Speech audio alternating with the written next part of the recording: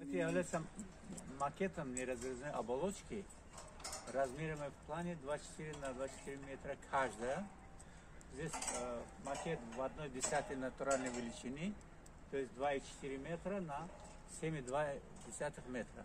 Мы сейчас с Махов Хасановичем делаем опалубку, чтобы потом его армировать и бетонировать. Поэтому вот наш кустос Махов Хасанович сейчас с утра до вечера занят вот именно этой работой.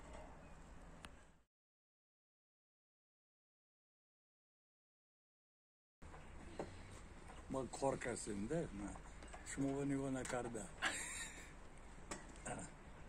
Şumoya kori doktori kunet nazdi mahmediyet yordam etnam. Maket soktam var. Kasbi şumovayam dar korku ha. Mахов Хасанович 10 دستشون هنر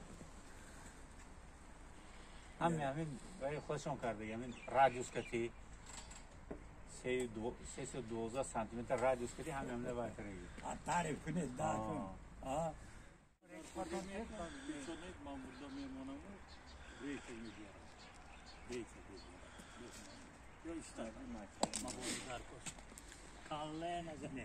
Yine baran mı yine? İnlozim ne ha oldraşma? بعد مخصوصا ایران نبرو همین که وقت کردین بعد اون وقت دوره بریزی که بوشک پشین بریم وقتی بارون Rizin. Şimdi bakın. Furaşka ama ayak magazin xarideyim.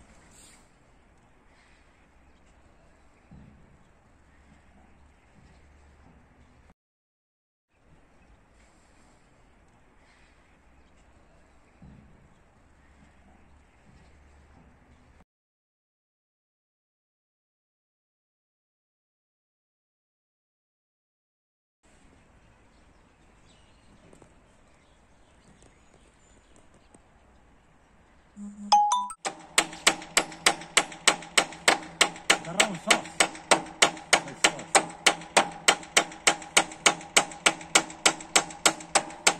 Bu yak yeter. Ada. Ma bir takım görüşmek yok. Şimdi man isim izlemeye.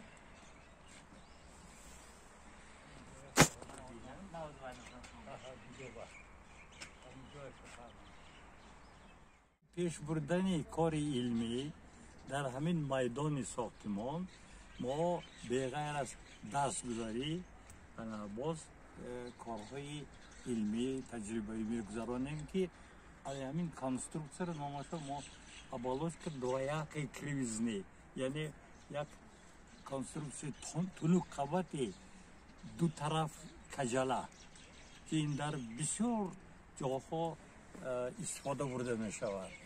در تاجیکستان خودمون من کورت تنیس بازی که اونجا به نهایت بسیار سپورتسمن ها بازی میکنند، با منصبی کلان رسیدگی به تجربه با اکسپریمنت یگان چیز را ساخته نمی شود. این همه میداند. برای همین ما در همینجا من با همین استاد نومانا همین ماکت را ساخته استادیم که در آینده نشان داده این را به کنسترکسیون کلان گذرانیم. من همینجا اگر اونجا نشان دیده اگر همونه میبینن که در حقیقت اپالوکای کلان دید از این اونجا میگویم ویا میسازیم. ویا که ساختیم در تاریخ ساختمان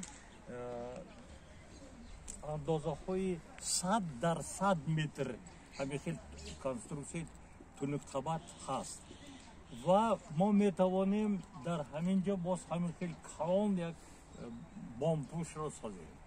حاضر همین به حرکت داریم. تشکر زیاد استاد.